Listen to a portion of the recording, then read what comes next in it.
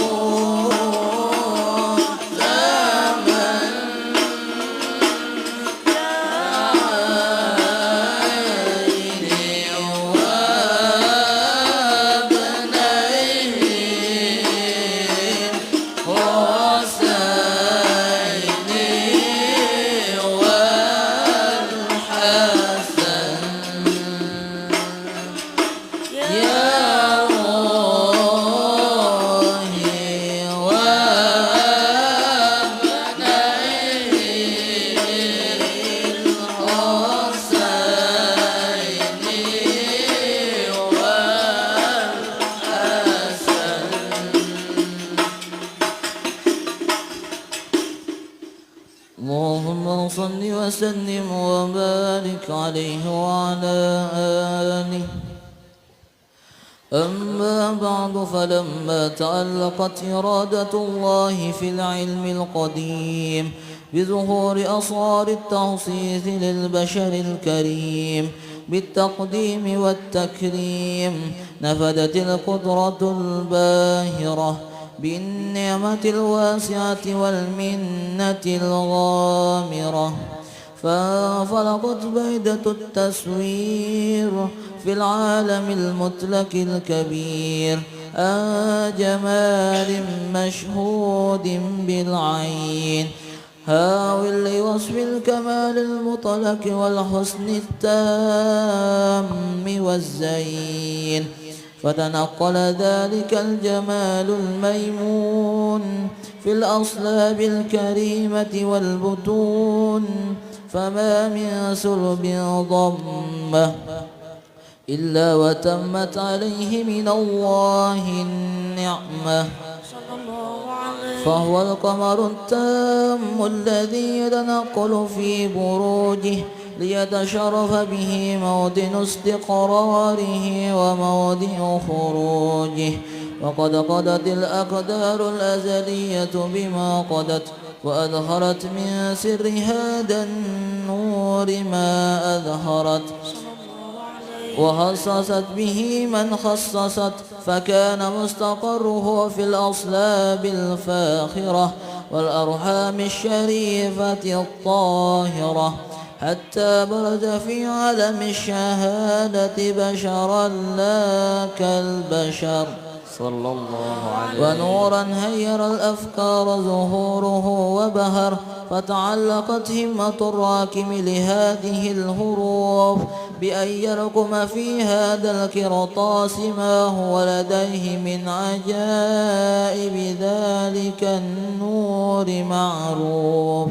وإن كانت الألسن لا تفي بعشر مسار أوصاف ذلك الموصوف تشويقا للسامعين من خواص المؤمنين، وترويها للمتعلقين بهذا النور المبين، وإلا فأنا تغرب الأقلام عن شؤون خير الأنام، ولكن هزني إلى تدوين ما حفظته من سير أشرف المخلوقين، وما أكرمه الله به في مولده من الفضل الذي عم العالمين، وبقيت رايته في الكون منصورة على مر الأيام والشهور والسنين، داء التعلق بهذه الهضرة الكريمة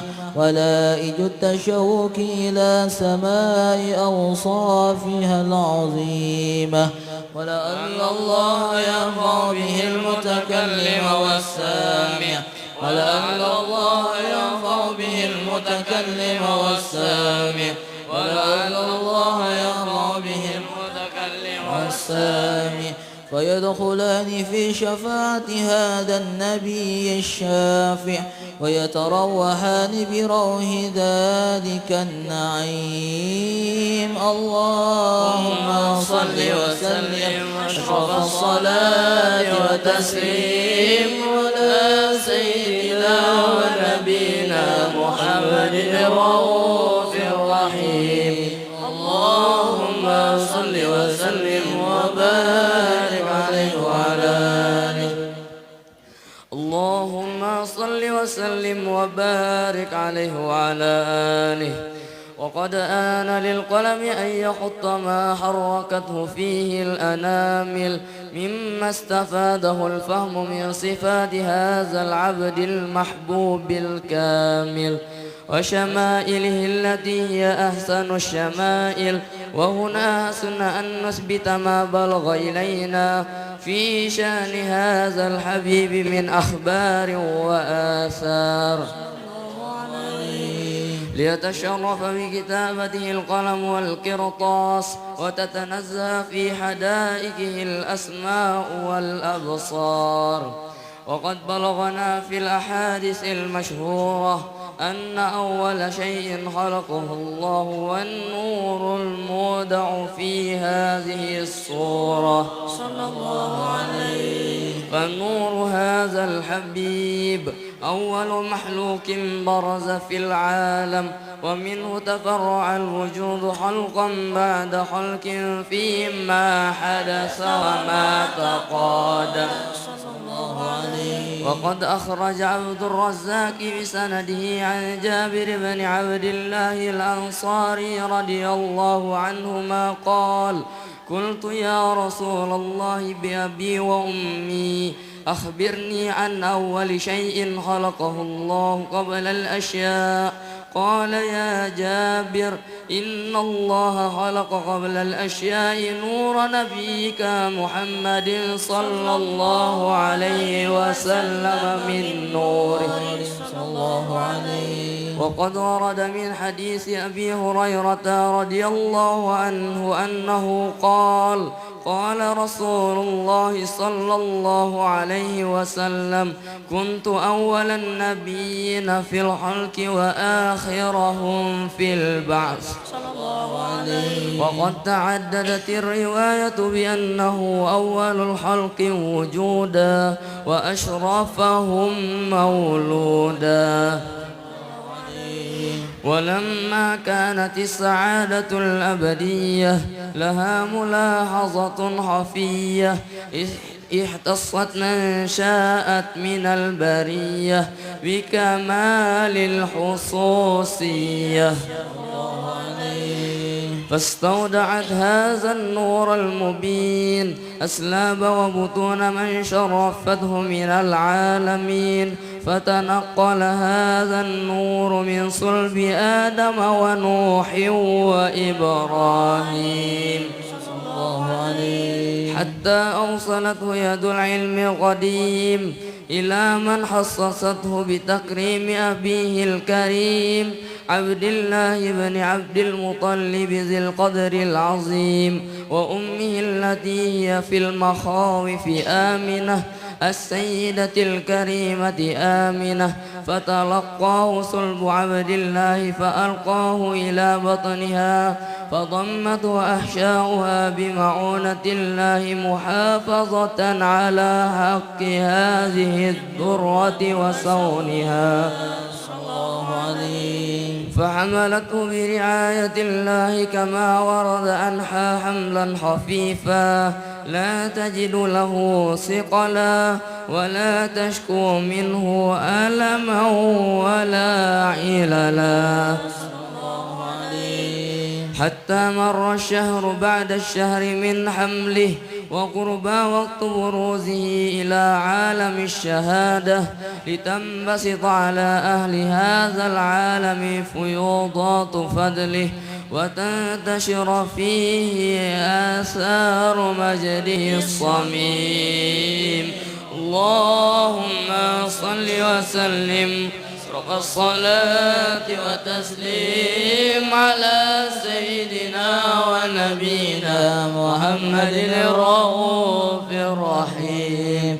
اللهم صل وسلم وبارك عليه وعلى آله. اللهم صل وسلم وبارك عليه وعلى آله.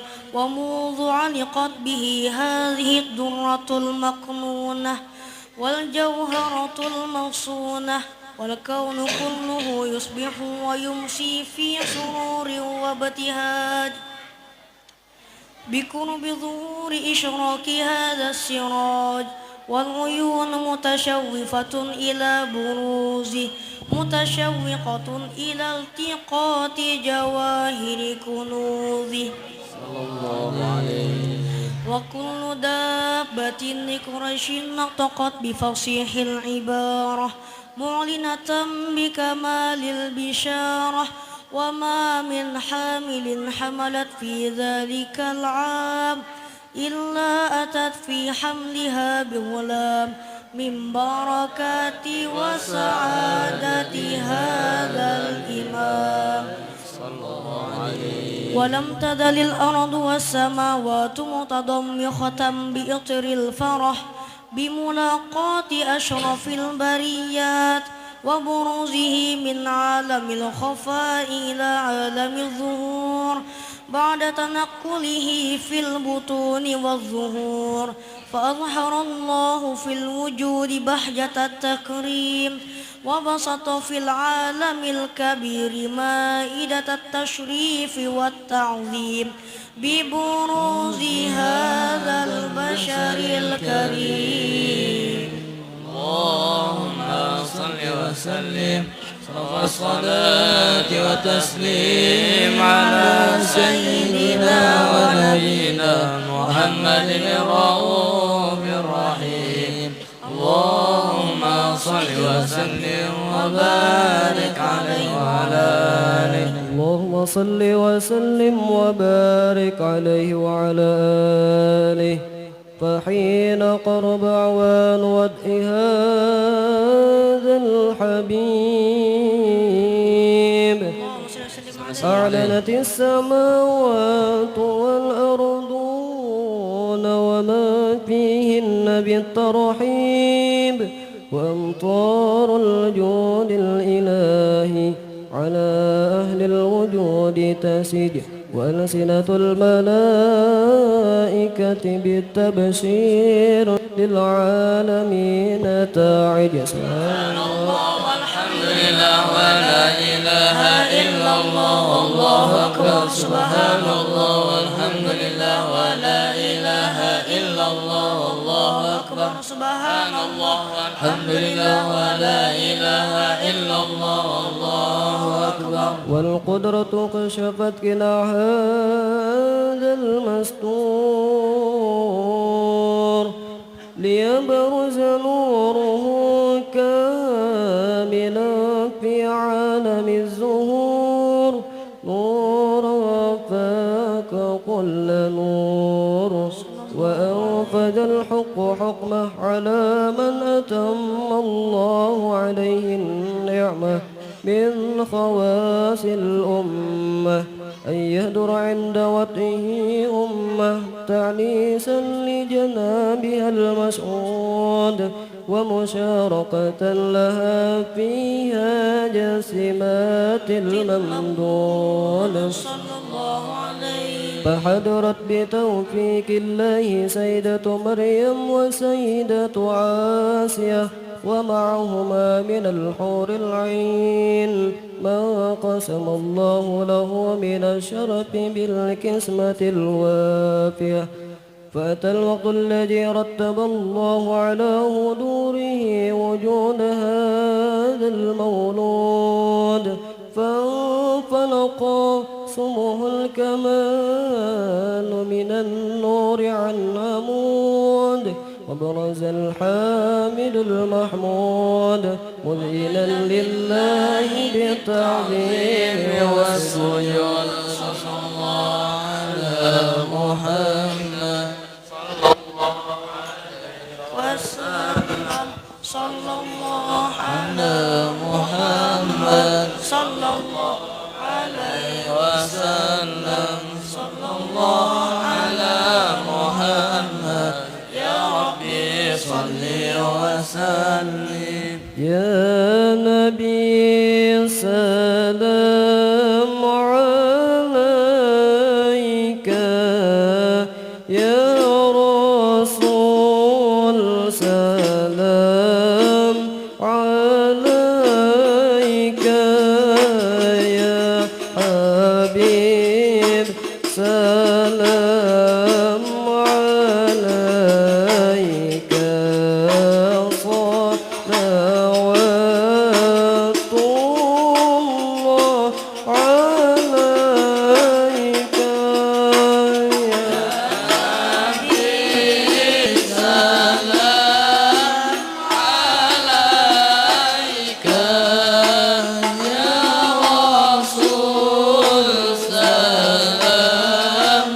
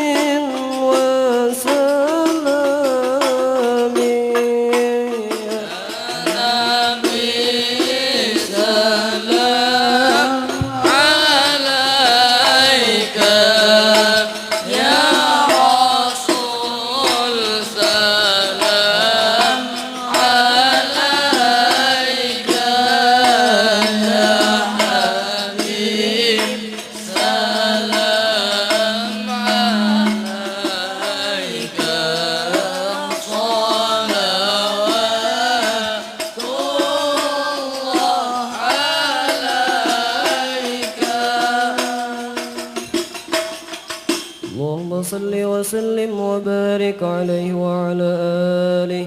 وحين برج صلى الله عليه وسلم من بطن أمه برز رافعا طرفه إلى السماء معميا بذلك رب إلى أن له شرفا على مجده وسماه. وكان وقت مولد سيد الكونين من الشهور شهر ربيع الأول ومن الأيام يوم الاثنين وموضع ولادته وقبره بالحرمين. وقد ورد أنه صلى الله عليه وسلم ولد مختونا مخولا مقطوع صورة تولت ذلك لشرفه عند الله أيدي القدرة ومع بروزه إلى هذا العالم زهرة من العجائب ما يدل على أنه أشرف المخلوقين وأبدل الحبائب. فقد ورد أن عبد الرحمن بن عوف عن أمه شفاء رضي الله عنهما قالت لما ولدت آمنة رضي الله عنها رسول الله صلى الله عليه وسلم وقع على يدي فاستهل سمعت قائلا يقول رحمك الله أو رحمك ربك قالت شفاء فأضاع له ما بين المشرق والمغرب حتى نجرت إلى بعد كسر الروم. قال ثم ألبسته وأرجعته فلم أنسب أن غشيتني جلمة ورب وقشررة عن يميني فسمعت قائلا يقول أين ذهبت به؟ قال إلى المغرب واصبر ذلك أني ثم عاودني الرب وجلمة وقشررة عن يساري فسمعت قائلا يقول أين ذهبت به؟ قال إلى المشرق.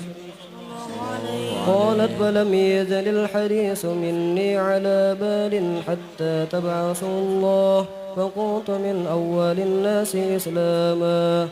وقم ترجمت سنة من عظيم معجزات وباهر الآيات البينات بما يقضي بعظيم شرفه عند مولاه وأن عين عنايته في كل حين ترعى وأنه الهادي إلى صراط مستقيم.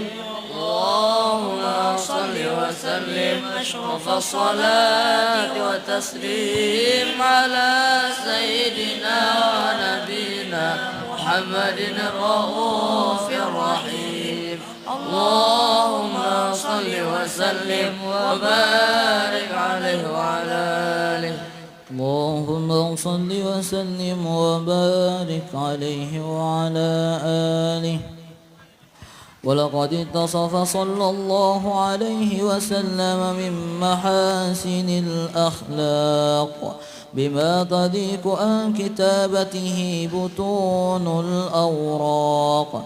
كان صلى الله عليه وسلم أحسن الناس خلقا وخلقا وأولهم إلى مكارم الأخلاق سبقا وأوصاهم بالمؤمنين حلما ورفقا برا رؤوفا لا يقول ولا يفعل إلا معروفا. له الخلق السهل واللفظ المحتوي على المعنى الجزم إذا دعاه المسكين أجابه إجابة مؤجلة صلى الله عليه وهو الأب الشفيق الرحيم لليتيم والأرملة وله مع سهولة أخلاقه الهيبة القوية التي ترتعد منها فرائص الأقوياء من البرية.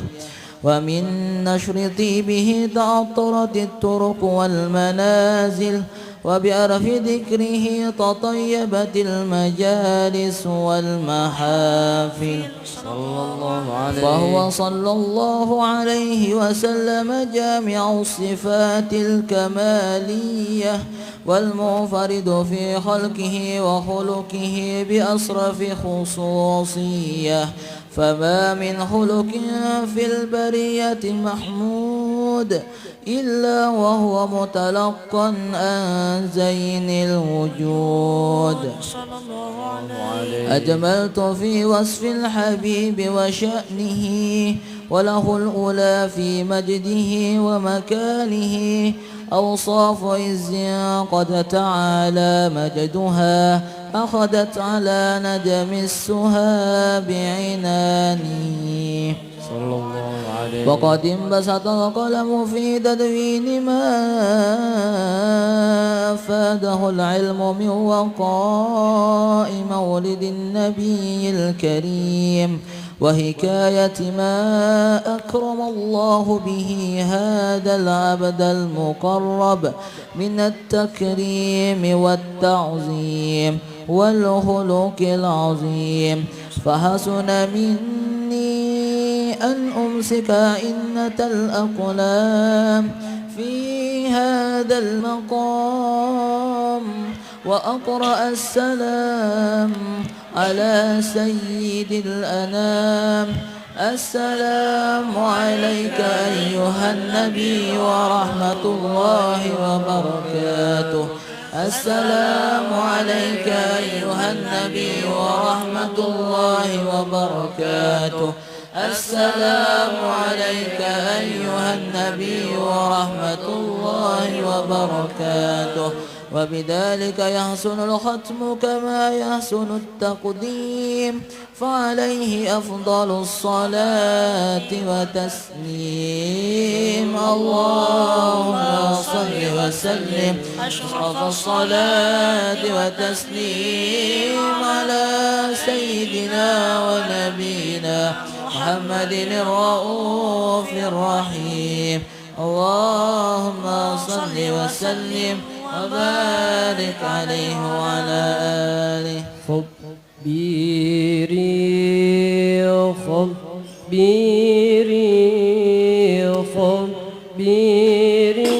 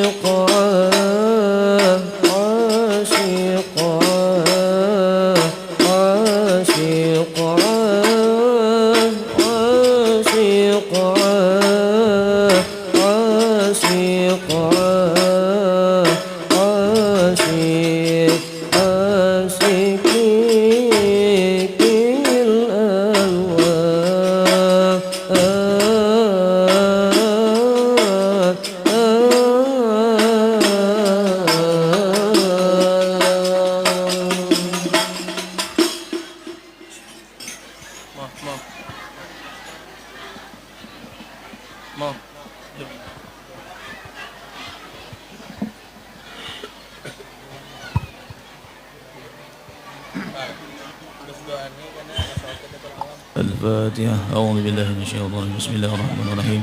الحمد لله رب العالمين الرحمن الرحيم مالك يوم الدين. إياك نعبد وإياك نستعين اهدنا الصراط المستقيم صراط الذين أنعمت عليهم غير المغضوب عليهم ولا الضالين. ولما نظم الفكر من ضراري الأوصاف المحمدية أقودا توجهت إلى الله متوسلا بسيدي وحبيبي محمد صلى الله عليه وسلم أن يجعل السعي فيه مشكورا وفعلي فيه محمودا وأن يكتب عملي في الأعمال المقبولة وتوجهي في التوجهات الخالصة والصلات الموصولة.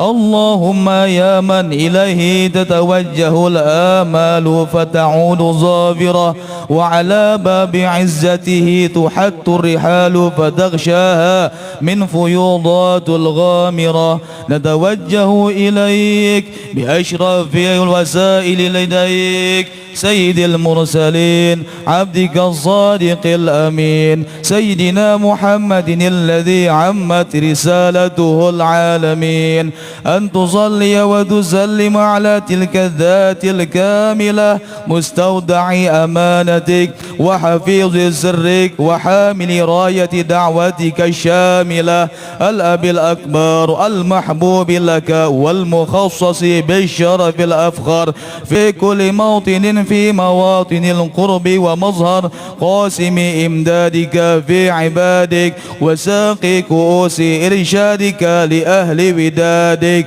سيد الكونين وأشرف الثقلين العبد المحبوب الخالص المخصوص منك بأجل الخصائص. اللهم صل وسلم عليه وعلى آله وأصحابه وأهل حضرة اقترابه من أحبابه.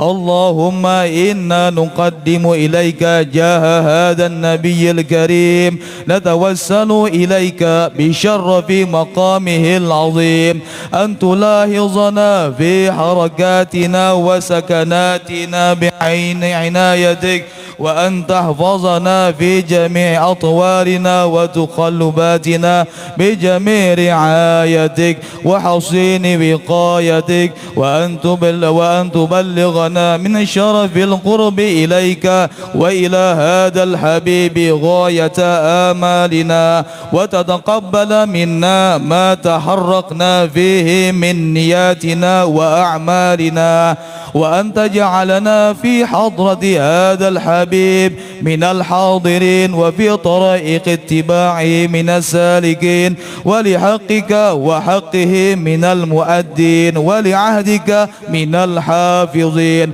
اللهم إن لنا أطماعا في رحماتك الغاصة فلا تحرمنا وظنونا جميلة هي وسيلتنا إليك فلا تخيبنا. آمنا بك وبرسولك وما جاء به من الدين وتوجهنا به إليك مستشفعين أن تقابل المذنب منا بالغفران أن تقابل المذنب منا بالغفران أن تقابل المذنب منا بالغفران والمسيء بالإحسان وسائل بما سأل والمؤمل بما أمل وأن تجعلنا ممن نصر هذا الحبيب ووازره وواله وظاهره وعم ببركته وشريف وجهته أولادنا ووالدينا وأهل قدرنا ووالدينا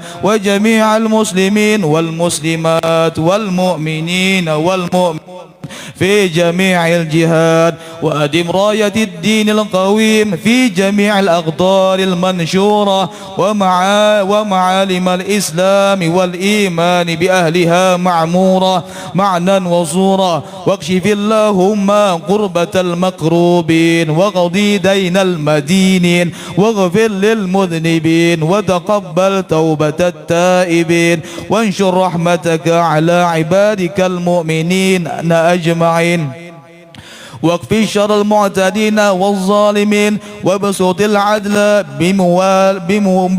بولاة الحق في جميع النواحي والأقطار، وأيدهم بالتأييد من عندك ونصر على المعاندين من المنافقين والكفار. واجعلنا يا رب في الحسن الحصين من جميع البلايا، واجعلنا يا رب في الحسن الحصين من جميع البلايا، واجعلنا يا ربي في الحسن الحصين من جميع البلايا، وفي الهرز المكين من الذنوب والخطايا. وأدمنا في العمل بطاعتك والصدق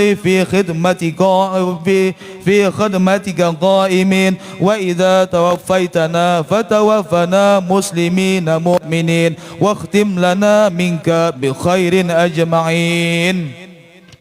وصل وسلم على هذا الحبيب المحبوب للأجسام والأرواح والقلوب، وعلى آله وصحبه ومن إليه منسوب. وآخر دعوانا أن الحمد لله رب العالمين.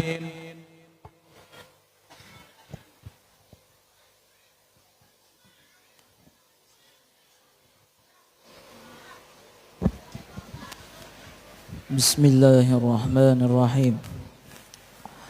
أبدأ بسم الله والرحمن وبالرحيم دائم الإحسان، فالحمد لله القديم الأول الأخير الباقي، ثم الصلاة والسلام سرمدا على النبي خير من قد وحدا، وآله وصحبه ومن تبع سبيل دين الحق غير مبتدئ. وبعد فلم بوجود المعرفة من واجب لله 20 صفة، فالله موجود قديم باقي مخالف للخلق بالإطلاق، وقائم غني ووحيد وهاد قادر مريد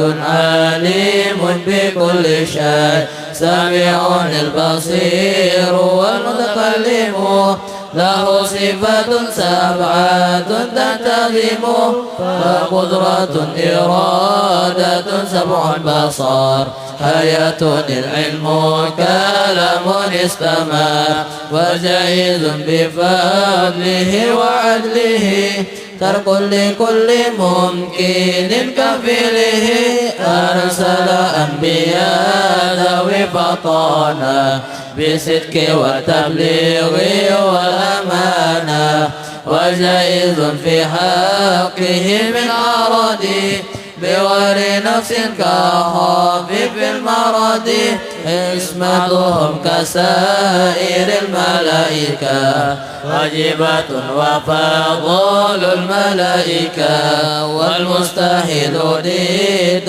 كل واجب، ففضل 50 بحكم واجب، تفسير 25 لازم، كل مكلف فهك واغتنم، هم آدم إدريس نوح هدما صالح وإبراهيم كل متبع، لوط وإسماعيل إسحاق كذا، يعقوب يوسف وأيوب اهتدى، شعيب هارون وموسى واليسع، ذو الكفل داود سليمان اتبع، إلياس يونس زكريا يحيى عيسى وطه خاتم الدوائية، عليهم الصلاة والسلام وآلهم ما دامت الأيام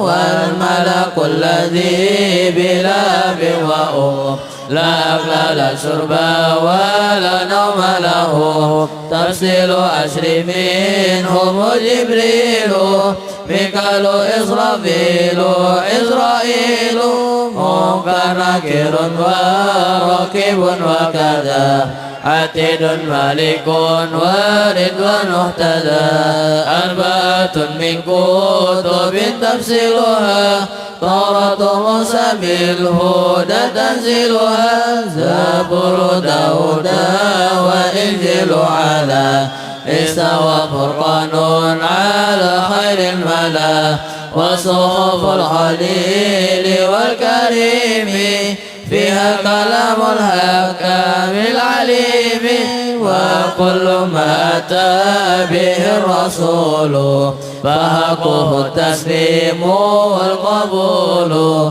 إيماننا بيوم آخر وجب وكل ما كان به من العجب خاتمة في ذكر باقي الواجب مما على مكلف من واجب نبينا محمد قد أرسل للعالمين رحمة وفضيلا أبوه عبد الله عبد المطلب وهاشم عبد مناف ينتسب وأمه أمينة الزهرية أرضاه حليمة السعدية مولده بمكة الأمينة وفاته بطيبة المدينة أتم قبل الوحي 40 وعمره قد جاوز 60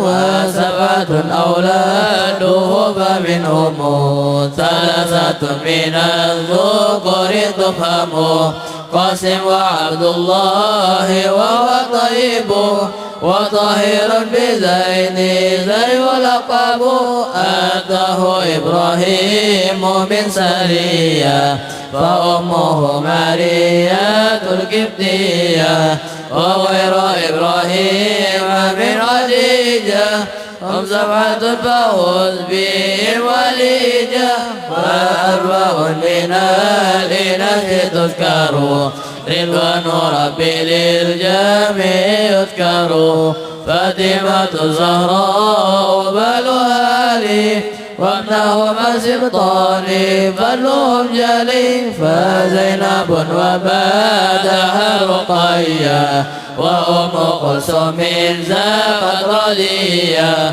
عن 9 نسوة وفاة المصطفى خيرنا بدنا النبي المقتفى عائشة وحفصة وسودة صفية ميمونة ورملة هند وزينب كذا جوارية للمؤمنين أمهات مرضية حمزة أمه وأبس كذا عمته صفية ذات ثدى وقبل هجرة النبي الإسراء من مكة ليلا لقدس يدرى وبدا إسرائيل رجل للسماء حتى رأى النبي رب كلمه من غير كيف والحصن وافترض عليه 5 بعد 50 فرد وبلغ الأمة بالإسراء وفرض 5 بلا امتراء قد فاج صديق بتصديق له وبالأروج صدق وفعله وهذه عقيدة متصرة وللأوام سهلة ميسرة نظيم تلك أحمد المرزوق ما ينتمي للصادق المصدوق والحمد لله وصلى سلم على النبي خير من قد علم والآل وصحبه وكل مرشد وكل من بخير هدي يهتدي وأسأل الكريم إخلاص الأمل ونفع كل من بها قد استغال أبيتها ميزون بعد الجمل تاريخها لهي غر الجمل سميتها عقيدة الأوامي من واجب في الدين بالتمام سميتها عقيدة الأوامي من واجب في الدين بالتمام.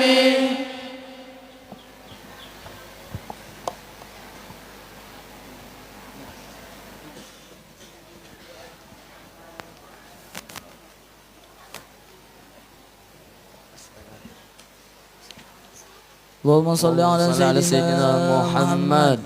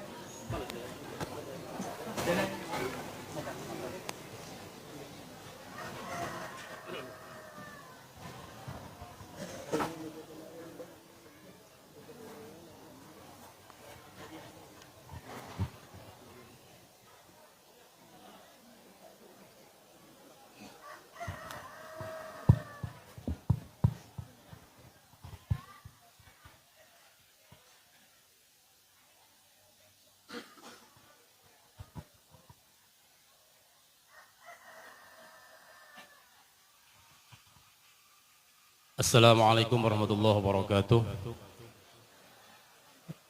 Hari ini adalah acara kita sekaligus pengajian, yaitu Maulid Agung Nabi kita Muhammad sallallahu alaihi wasallam. Di luar, guru mulia kita membawa kitab. Ada beberapa kitab yang insya Allah hari ini dijazahkan, yang mana tahun tadi belum sempat, bisa setelah pengajian ini atau dalam waktu ini bisa mengambil di situ. Satu kitabnya 30.000. Dan keuntungan itu juga guru kita sebagian untuk pondok pesantren beliau dan juga untuk kemudahan beliau berdakwah. Dan di akhir pengajian dibagi akhir kah? Oh ya. Oh ya. Kemudian nanti setelah dibagi akan tasbih digital, masing-masing satu, dan siapa yang terbanyak menghitungnya, baca sholawatnya per hari, itu bulan depan dapat door prize lagi dari Pak Haji Saib. Ada 300 biji tasbih digitalnya itu. Jadi masing-masing setiap hari membaca sholawat. Mari kita bersama-sama membaca sholawat dalil khairat yang langsung dipimpin ayahanda guru kita, murabbi kita, mursyid kita, yaitu Tuan Guru Kiai Haji Munawwar Ghazali. Astaghfirullahalazim, astaghfirullahalazim, astaghfirullahalazim. اللهم صل على سيدنا محمد وعلى آل سيدنا محمد. اللهم صل على سيدنا محمد وعلى آل سيدنا محمد. اللهم صل على سيدنا محمد وعلى آل سيدنا محمد. الفاتحة لرضا الله تعالى. بسم الله الرحمن الحمد لله رب العالمين الرحمن الرحيم مالك يوم الدين إياك نستعين اهدنا الصراط المستقيم صراط الذين أنعمت عليهم غير المغضوب عليهم ولا الضالين آمين.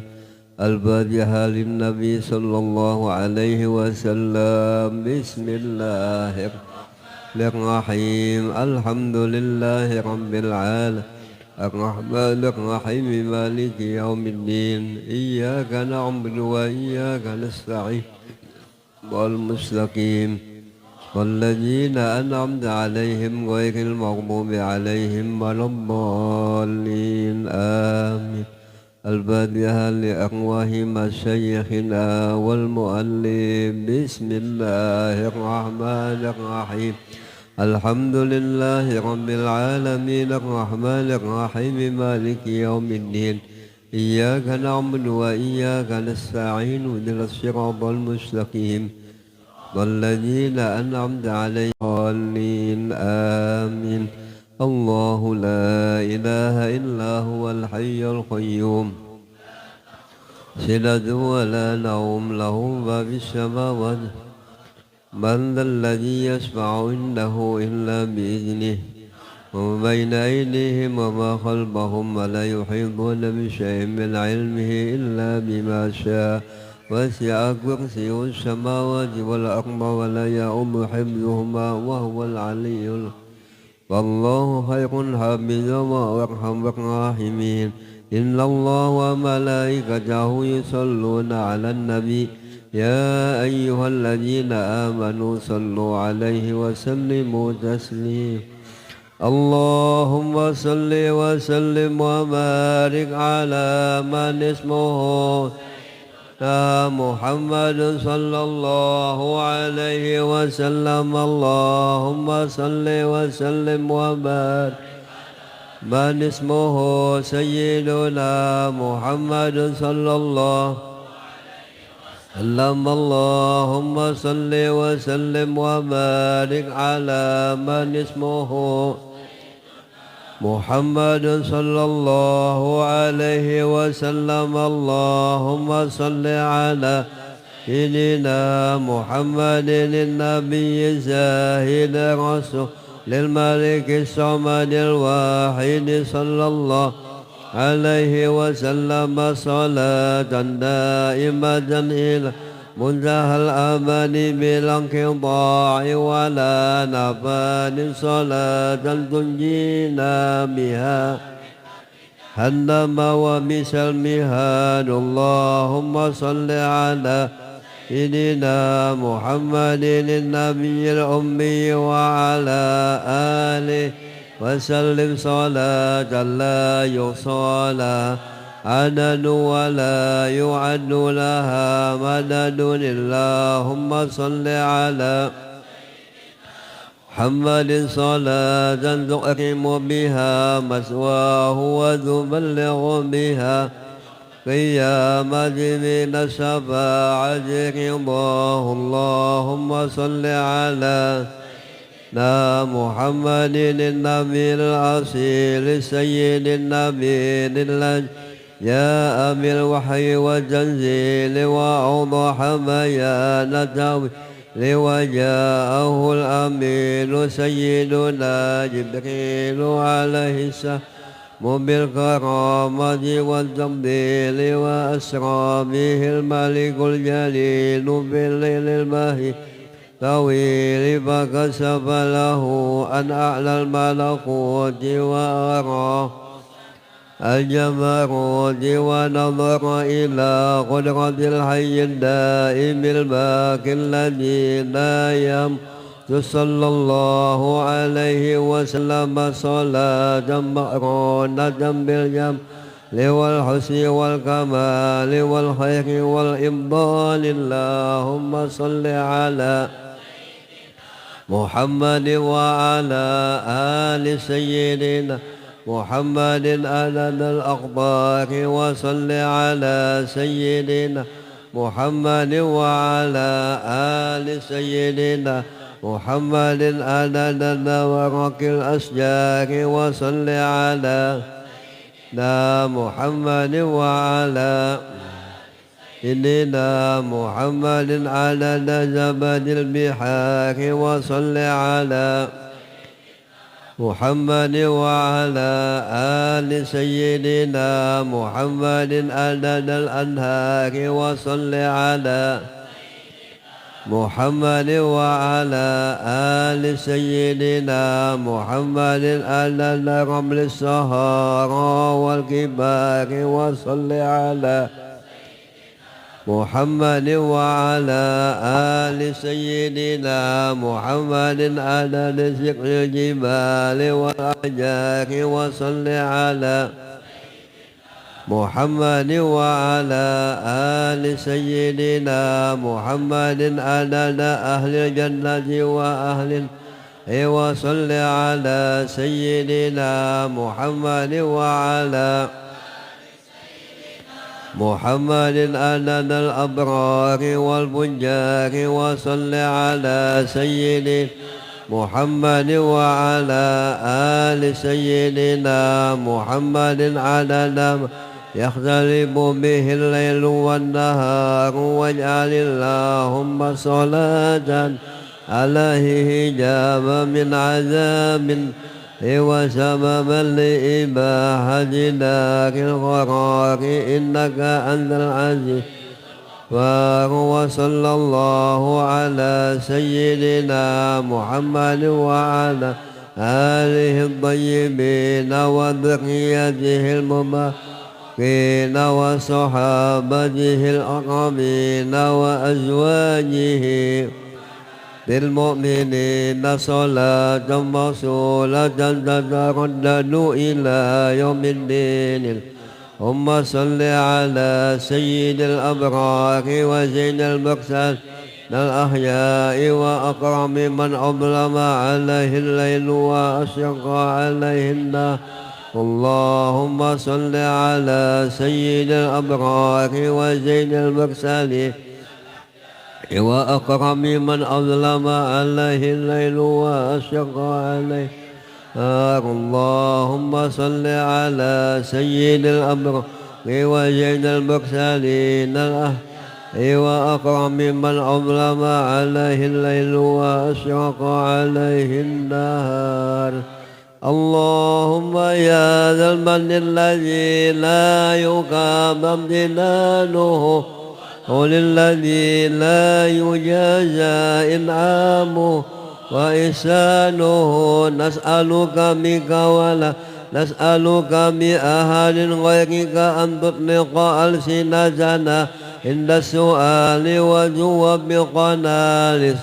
للأعمال وتجعلنا من الآمين يوم الرسم والزلازل يا ذا العزة والجلال لأسألك يا نور النور قبل الأزمنة والدهر أنت الباقي بلا زوال الغني بلا مثل القدوس الطاهر العلي القاهر الذي لا يحيط به مكان ولا عليه زمان أسألك بأسمائك الحسنى كلها وبأعظم أسمائك إليك وأشرفها عندك منزلة وأجزلها عندك سوء وأسرعها منك إجابة وباسمك المخزون المقنون الأجل الكبير الأكبر العظيم الأعظم الذي تحبه وترضى عمن دعاك به دعاءه أسألك اللهم من لا إله إلا أنت الحنان المنان بديع السماوات والأرض ذو الجلال والإكرام بعالم الغيب والشهادة الكبير المتعال وأسألك باسمك العظيم الذي إذا دعيت به أجبت وإذا سئلت به عطيت وأسألك باسمك الذي يذل لعظمته العظماء والملوك والسيف هو الهوام وكل شيء خلقته يا الله يا رب استجب دعوتي يا من له العزة والجبر يا ذا الملك والملكوت يا من هو حي لا يموت سبحانك ربي ما عظم شانك وأرفع مكانك أنت ربي جبروته إليك أقرب وإياك أرحم يا عظيم يا جبار يا قادر يا قوي تباركت يا متعاليت يا عليم سبحانك يا عظيم سبحانك جليل أسألك باسمك العظيم التام الكريم يا الله تسلط علينا جبارا عنينا ولا شيطانا مكينا ولا إنسان حسد ولا ضعيفا من خلقك ولا سنين ولا بارا ولا فاجرا ولا عبيدا ولا عنيدا اللهم إني أسألك فإني أشهد أنك أنت الله الذي لا إله إلا أنت الواحد أحد الصمد الذي لم يلد ولم يولد ولم يكن له كفوا أحد هو يا من لا هو يا من لا إله إلا هو يا أزلي يا أبدي يا دخيل يا ديموم يا الحي الذي لا يموت يا إلهنا سنئنا واحدا لا إله إلا أنت اللهم فاطر السماوات والأرض عالم الغيب والشهادة الرحمن الرحيم الحي القيوم الديان الحنان المنان الباعث ذا الجلال والإكرام قلوب الخلق بيدك نواصيهم إليك فأنت تزرع الخبز قلوبهم وتمحو الشر إذا شئت منهم فأسألك اللهم أن تمحو من قلبي كل شيء تقرأه وأن تسوى قلبي ومعرفتك ورحمتك ورغبة فيما عندك والأمن والعافية وبم علينا والبركة منك والهمنا الصواب والحكم فنسألك اللهم علم الخائب وإنابة المخبتين وإخلاص الموكلين وسعر الصابرين وتوبة الصديقين ونسألك اللهم بنور وجهك الذي ملأ أركان أرشك أن تزرع في قلبي معرفتك حتى أحبك حق معرفتك كما أن تعرف به وصلى الله سيدنا ونبينا ومولانا خاتم النبيين وإمام المرسلين آله وصحبه وسلم تسليما والحمد لله رب العالمين وهو حسبنا ونعم الوكيل ولا حول ولا قوة إلا بالله العلي العظيم بسم الله الرحمن الرحيم اللهم اشرح بالصلاة عليه صدورنا ويسر بها رنا وبرئ بها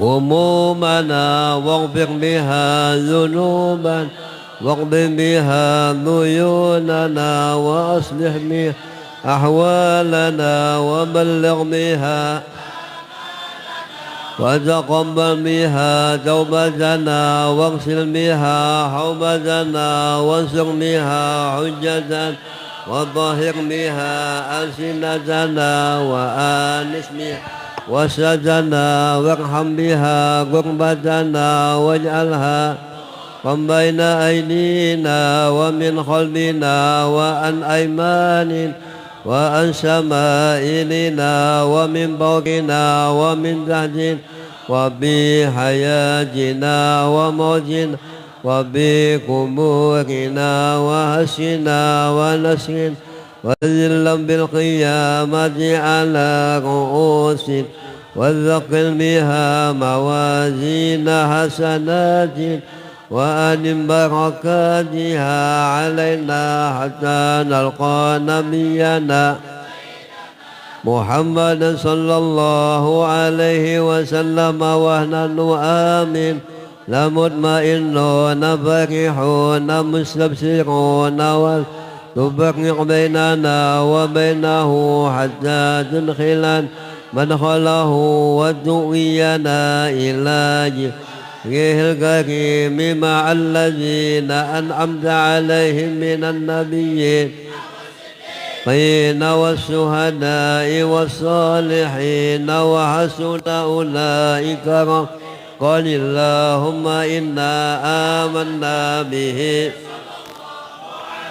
وسلم ولم نره فمتنا اللهم بالدارين برؤيته وثبت قلوبنا على محبته واستعملنا على سنته وتوفنا للذه وسقنا في زمرته الناجية وحزبه المبين لو انفعنا ممن ضوت عليه قلوبنا من محبته وعليه وسلم يوم لا جد ولا مال ولا بنين وأرنا حوله الأسماء بكسه الأربع ويسر علينا زيارة هرمك وهرمه من قبل أن تميتنا وأدم علينا الإقامة بهرمك وهرمه صلى الله عليه وسلم أن نتوضى اللهم إنا نستسمع به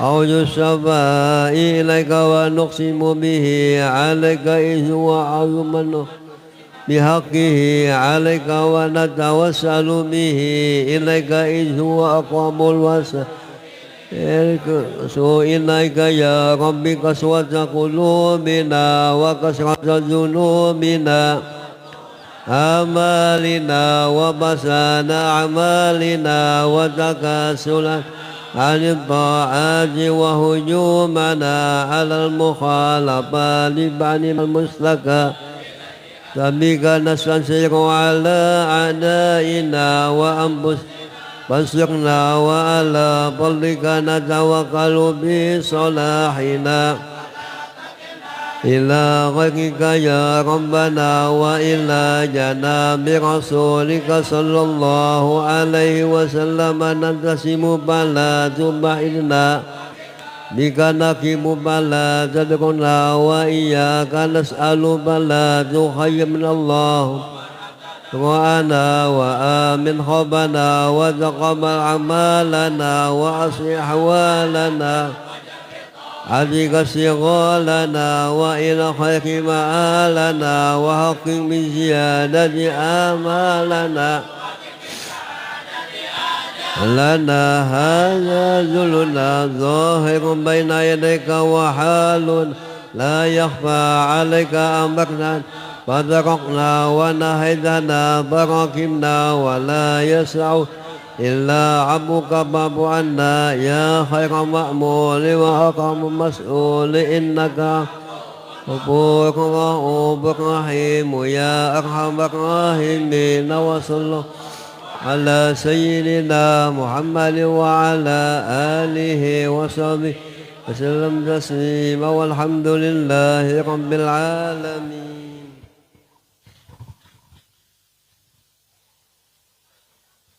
Alhamdulillahirabbil alamin. Hari ini ada 3 majelis sekaligus, yaitu kita majelis sholawat, kemudian majelis ilmu, dan terakhir yaitu majelis Maulid Agung Nabi kita Muhammad sallallahu alaihi wa alihi wasallam. Maka ini adalah waktu yang sangat mulia, yang sangat agung dan nikmat yang paling besar di hari ini, yaitu kita ditakdirkan Allah menghadiri majelis guru kita mulia, yang mana ini sebulan sekali. Oleh karena itu nikmat yang paling agung ini, nikmat yang paling mulia ini, nikmat yang paling besar ini adalah jangan kita sia-siakan. Saat demi saat, detik demi detik apa yang beliau sampaikan, hendaklah kita dengan khusyuk, dengan seksama menikmatinya sehingga bisa paham dan akan bisa ditakdirkan Allah untuk mengamalkannya. Oleh karena itu apapun yang bisa mengganggu khusyuknya majelis hari ini mohon dikondisikan, baik anak-anak ataupun yang HP, chatting dan lain sebagainya, mohon ditahan dulu karena ini majelis kita sebulan sekali dan bulan akan datang kita belum tentu ditakdirkan Allah. Nah, jadi hendaklah waktu yang sangat singkat ini kita gunakan sebaik-baiknya menyimak karena ini adalah luar biasa. Ini nikmat yang paling mahal, melebihi dari apapun. Oleh karena itu, ikhwatul iman, apalagi hari ini bulan Maulid, hari Jumat, yang mana ini langsung disaksikan Rasulullah, sehingga kita ada punya rasa adab, malu kepada Rasulullah. Jadi hendaklah kita benar-benar menyimak dan kita yakini apa yang disampaikan beliau, guru kita, hakikatnya adalah Rasulullah. Hendaklah kita benar-benar khusyuk. Itu saja yang disampaikan, mudah-mudahan. Dan mohon maaf, guru kita mulia, mursyid kita, murabbi kita membawa kitab, ada 3 kitab, dan di akhir pengajian ini, akhir penceramah Sidin akan diijazahkan beberapa kitab itu, yang mana yang belum sempat diijazahkan atau mendapat ijazah tahun kemarin bisa mengambil kitabnya sekarang karena nanti di akhir akan dibacakan dan khawatir akan kehabisan. Dan satu kitabnya itu 30.000 dan di akhir juga nanti ada the fresh daripada Pak Haji. Mudah-mudahan semua kita dalam keberkahan. Amin ya rabbal alamin. Waktu dan tempat kita sediakan seluas-luasnya kepada murabbi kita, mursyid kita, guru mulia kita, ayahanda kita. Assalamualaikum warahmatullahi wabarakatuh. Alhamdulillahilladzi syarrafana bimaulidi sayyidil anam. Wassalahu wassalam ala sayyidil arabi wal ajam wa ala alihi wa ashabihi wa tabi'ina lahum bi ihsan ila yaumil ziham. Subhanaka la ilma lana illa ma 'allamtana innaka antal alimul hakim. Wala hawla wala quwwata illa billahil aliyyil azim.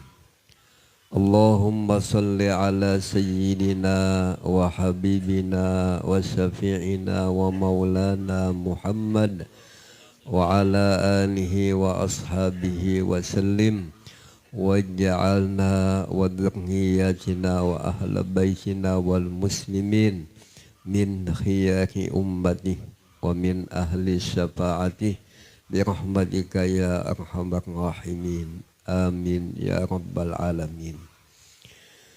Yang sama-sama kita hormati dan yang kita cintai para habaib, para alim ulama, guru-guru agama, tokoh-tokoh masyarakat, bapak-bapak, ibu-ibu, para pencinta majelis Maulid Nabi sallallahu alaihi wasallam.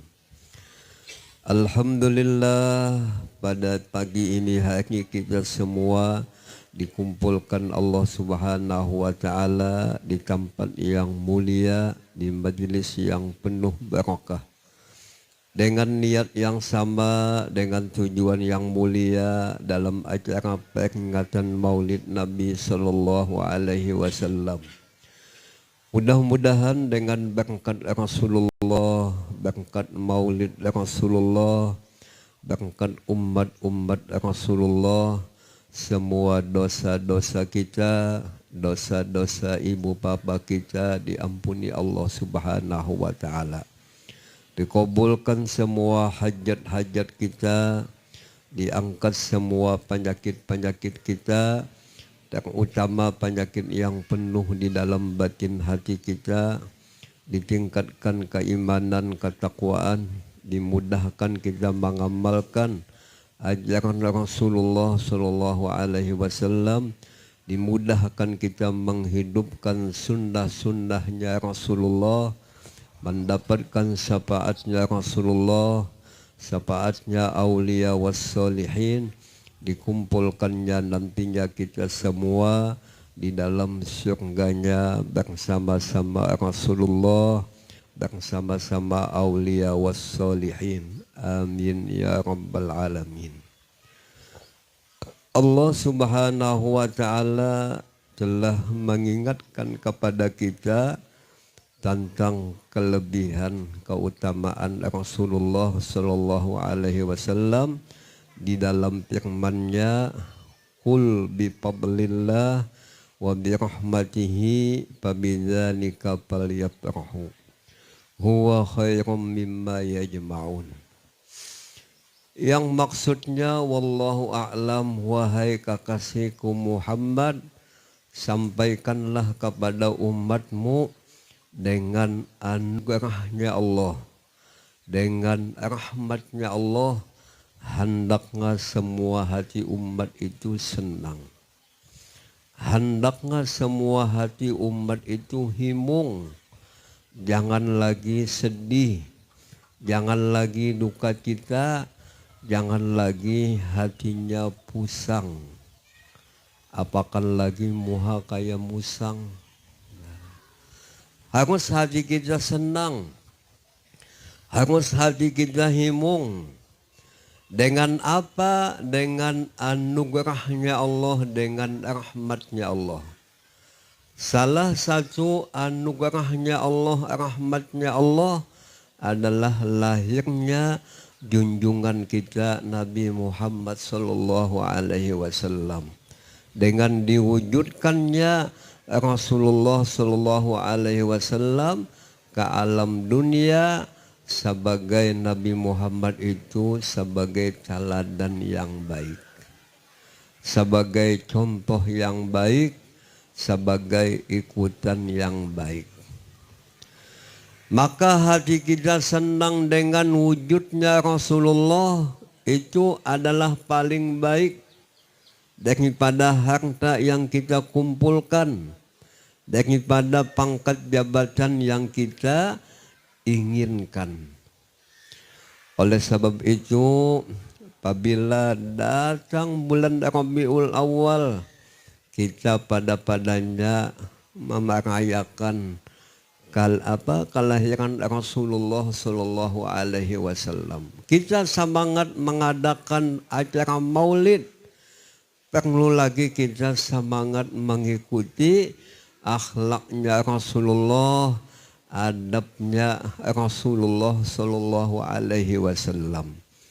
Apabila kita bermaulid, kena aja tanggal anu, hari anu, kena aku siap membantu ayam, mengasih ayam. Ada juga nang siap membantu dagingnya, ada juga nang siap membantu beras dan rempahnya. Alhamdulillah umat Islam adalah bersatu dalam amal kebaikan. Insya Allah Nabi Muhammad adalah senang. Penting di zaman ini kita berkumpul menampakkan kekuatan Islam, kejayaan Islam, kesatuan Islam. Dengan apa? Dengan berkumpul-kumpul di dalam majelis ilmu, di dalam majelis adalah ibadah. Dan alhamdulillah kita menjadi umat Nabi Muhammad. Umat Nabi Muhammad umat yang paling baik. Umat Nabi Muhammad umat nang awal masuk surga sebelum umat-umat yang lain. Dan amal umat Nabi Muhammad dilipat gandakan Allah Ta'ala pahalanya.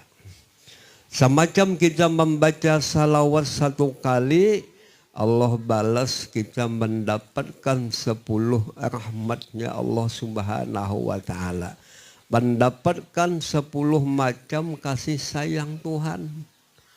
Kasih sayang Allah Ta'ala senantiasa, kasih sayang Allah Ta'ala terus menerus.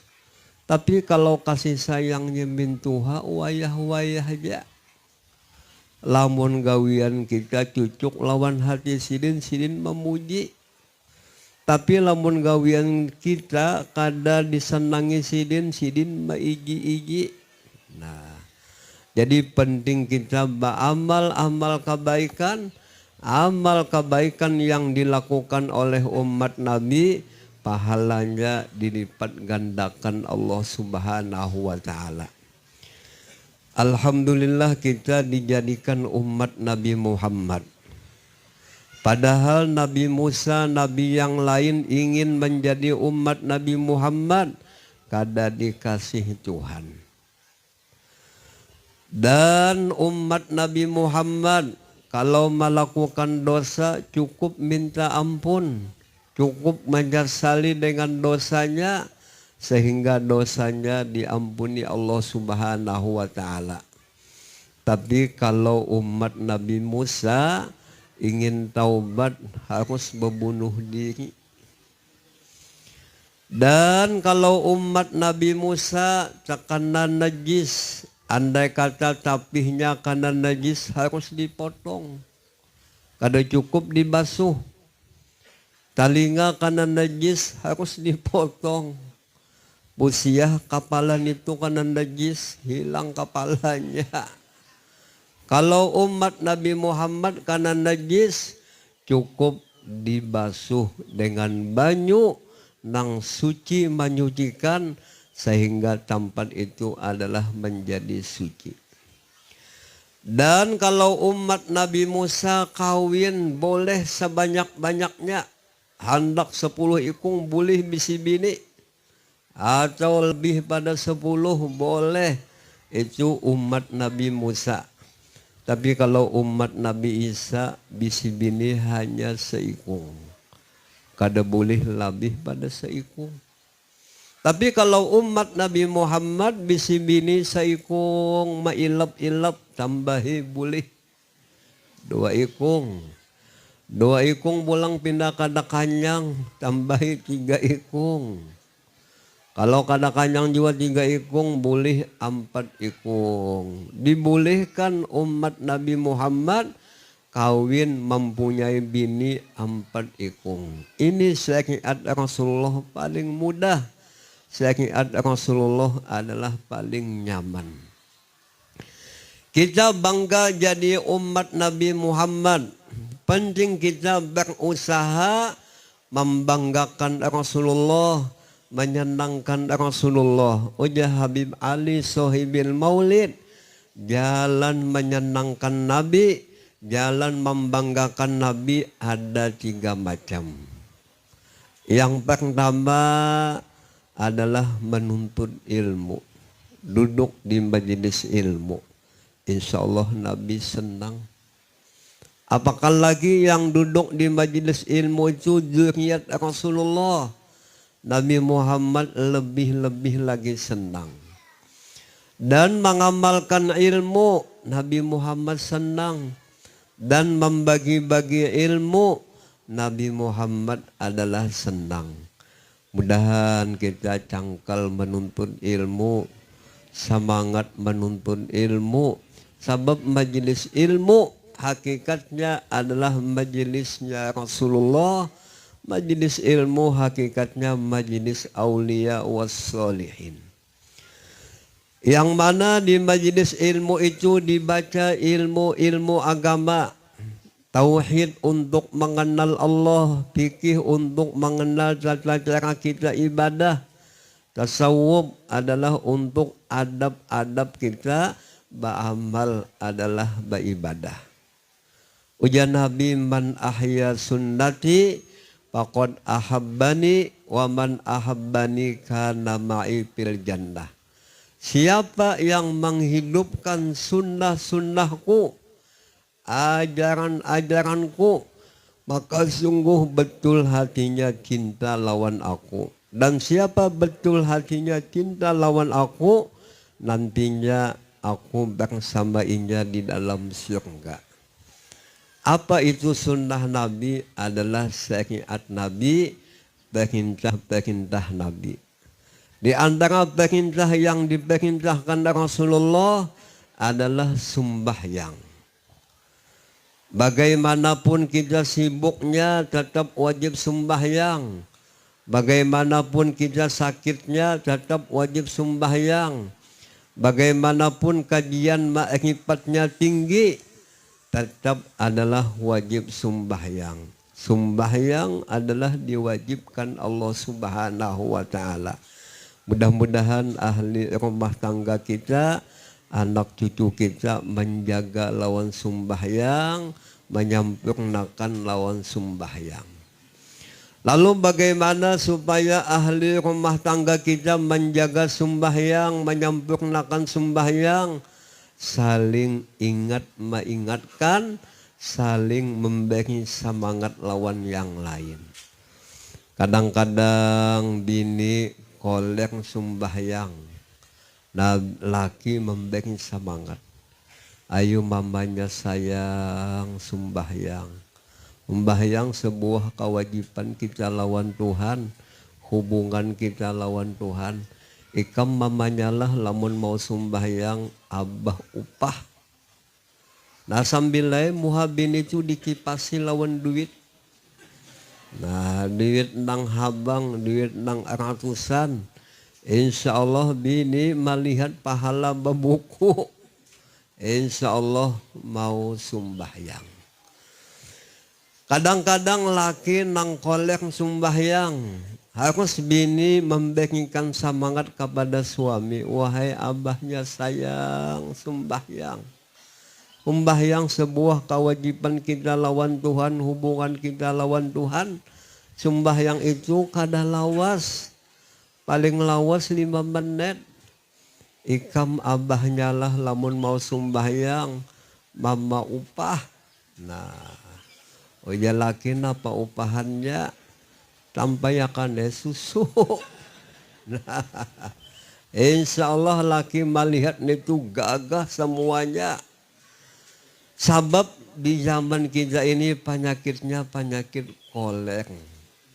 Apa menyebabkan kita kolek beramal beribadat? Akibat lemahnya iman. Akibat makanan kita banyak nang subhan, banyak nang kada halal. Apa nang menyebabkan kita kolek beramal beribadat? Akibat hati kita sombong. Apa itu sombong? Merasa lebih mahina lawan yang lain.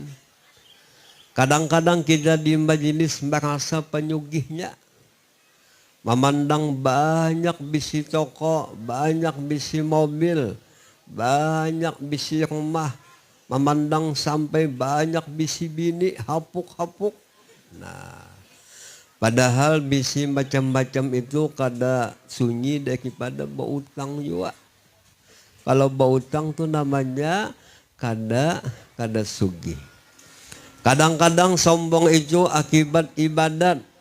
Ibadat sembahyangnya banyak, amalnya banyak, lalu merasa hebat. Padahal ujar Nabi, apabila kita beramal beribadat, pandanglah orang yang di atas pada kita. Kalau kita beribadah bisa uyuh, cobakan ibadahnya malaikat kada sing uyuhan. Ibadah kita sangat sedikit, ibadah kita belum tentu diterima Allah Subhanahu wa Ta'ala. Ini merasa ibadah banyak, merasa dahi bekunat. Dahi bekunat itu banyak sujud, banyak sembahyang.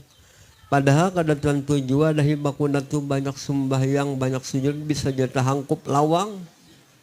Nah, jadi janganlah kita sombong, biasakanlah merendah hati, biasakanlah adalah tawadhu. Siapa yang paling tawadhu? Adalah Rasulullah Sallallahu Alaihi Wasallam.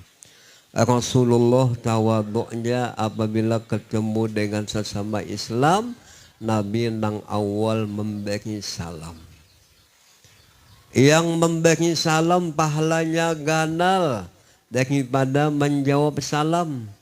Padahal menjawab salam hukumnya wajib, memberi salam hukumnya sunat, tetapi pahala memberi salam gonol daripada menjawab salam. Karena yang memulai salam itu tawadhu, hatinya merasa adalah rendah. Dan apalagi sunnah-sunnahnya Nabi adalah sembahyang dengan berjamaah. Sembahyang berjamaah adalah syiarnya agama. Wa may yu'azzim sa'airallah fa innaha min taqwal qulub. Siapa yang mengagungkan syiarnya Allah, maka sesungguhnya hatinya takut kepada Allah Subhanahu wa ta'ala. Apabila kita sembahyang berjamaah, pasti sembahyang kita diterima Allah. Allah pandang imamnya, alhamdulillah imamnya khusyuk, makmumnya semuanya mengalamun. Atau balikannya, makmumnya janang khusyuk, imamnya mengalamun. Kenapa imamnya mengalamun? Imamnya ni bujang, seminggu lagi hendak kawin. Lalu hatinya mahayabang. Tapi untung sembahyang digawi dengan berjamaah diterima Allah Subhanahu wa ta'ala. Atau imamnya mangalamun, makmumnya mangalamun, tetapi digawi sembahyang dengan berjamaah, pasti sembahyangnya diterima Allah Subhanahu wa ta'ala. Al jama'atu rahmatun wal furqah azabun. Kalau kita berkumpul dalam sembahyang, kita dirahmati Tuhan. Rezeki kita diberkahi Tuhan, usaha kita adalah diberkahi Allah. Tetapi kalau sembahyang pada-padanya kada berjamaah, itu akan menurunkan siksaan Allah Subhanahu wa ta'ala. Mudah-mudahan kita bisa menghidupkan sunnah Nabi, mengamalkan ajaran-ajaran Rasulullah sebagai tanda bukti kita cinta dengan Rasulullah Sallallahu Alaihi Wasallam. Dalam kesempatan ini ulun ada membawa kitab. Kitab itu tentang sejarah Rasulullah, tentang akhlaknya Rasulullah, tentang mukjizatnya Rasulullah, tentang nasihat-nasihat Rasulullah. Alhamdulillah kitabnya itu bahasa kita, bukan bahasa Jepang, bukan bahasa semut. Dan di dalam itu kitab ada beberapa macam ijazah. Ijazah Maulid Al-Habsyi, Maulid Al-Azab, Maulid Al-Bangjanji, Maulid Ad-Daibai, termasuk ijazah membaca dalail, ijazah membaca burdah, ijazah membaca salawat kamilah. Termasuk di situ ada amalan supaya mudah bermimpi Rasulullah. Ada juga lagi ijazah memandang orang soleh. Pian memandang ulun, ulun memandang guru-guru ulun, guru-guru ulun memandang gurunya sampai kepada sahabat. Sahabat Nabi memandang Nabi Sallallahu Alaihi Wasallam. Ujar Nabi, coba liman ra'ani wa amanabi, beruntunglah orang yang bisa melihat aku dan beriman. Wa tuba liman lam yarani wa amanabi, beruntunglah orang yang kada sempat melihat aku, tetapi inya mengimani apa yang aku datangkan.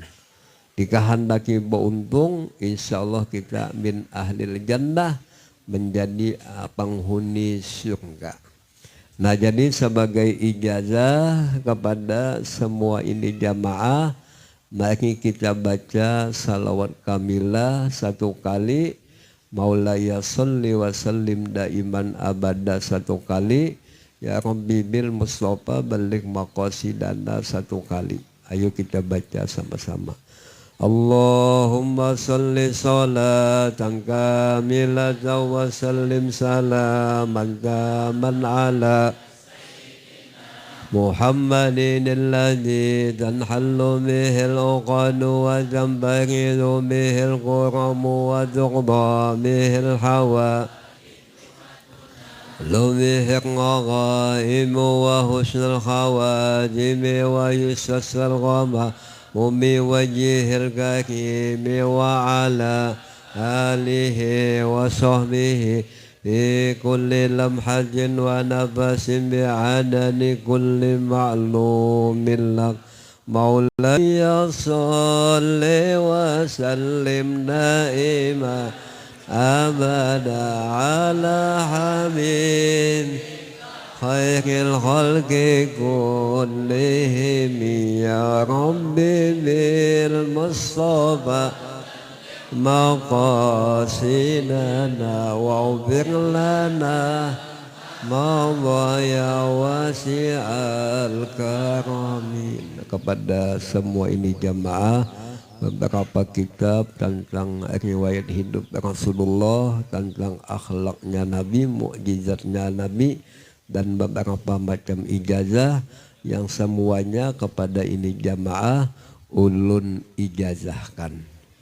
Nah, biar terima. Mudah-mudahan dengan berkat Rasulullah, berkat aulia wassolihin, mudah-mudahan kita mendapatkan husnul khatimah. Amin ya rabbal alamin. Bismillahirrahmanirrahim. Alhamdulillah rabbil alamin. Allahumma salli ala sayyidina Muhammad an-nabiyil amin wa ala alihi wa sahbihi ila yaumiddin. Allahumma awsil sawma qara'na ma amilna min anwa'il khairah li ruhi nabika Muhammadin sallallahu alaihi wasallam thumma li arwahi abaihi wa ikhwanihi minal anbiya'i wal mursalin salawatullah salamuhu alaihim ajma'in thumma li ashabah wal qarabat tabi'in man li arwahil a'immah al mujtahidin wal ulama was syuhada was salihin li arwahi walidina wa masyayikhina wa muallimina wa amwatil muslimin khususan ila al-marhum Muhammad Arif Ahmad Kasfian dan Qamariyah binti Ibrahim Sah, Hajjah Hamdanah binti Haji Ismail, Haji Ilai Supiani binti Supian dan Amir bin Inu, Masfiyah binti Hasan Ilus binti Anjud, Bayu Irawan Masrah Anang Aryadi, Maskina Mu'ila al-Baba bin Lasa Subawa bin Sukaji Ausilillahumma sabadilika minna ilaihim Allahumma ufir lahum barhamhum wa'afihim wa'afu anhum Rabbana ufir lana wa li ikhwanina alladhina sabaquna bil iman wa la taj'al fi qulubina ghillan lil ladzina amanu rabbana innaka ra'ufur rahim. Salamun 'alal mursalin alhamdulillahi rabbil alamin.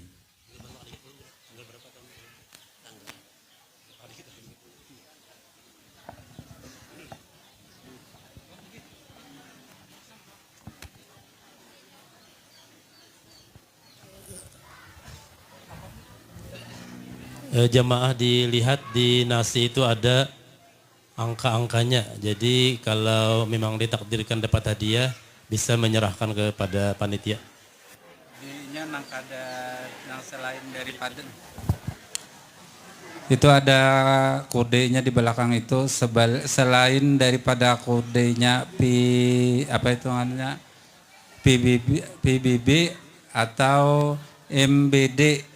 Nah, selain daripada itu dapat bonus. Kalau PBB itu artinya Kedinget tuh nah. Pian belum beruntung PBB itu. Ada MBD itu mudahan bulan depan. Nah, karena bulan depan tuh ada saimbarannya tadi. Salawat tadi itu. Oke, selain daripada PBB dan MBD itu dapat bonus. Bonusnya ambil di pick up tuh nah. Gitu ada tulisan 50 tuh 50.000 tuh. Ada KTB itu kitab. Ada KRS tuh kursi. Ada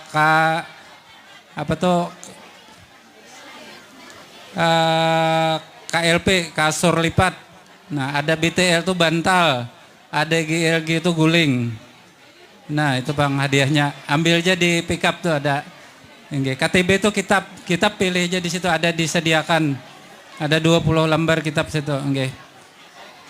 Kalau ada kodenya KTB itu kitab. Nah itu Bang informasinya nggih.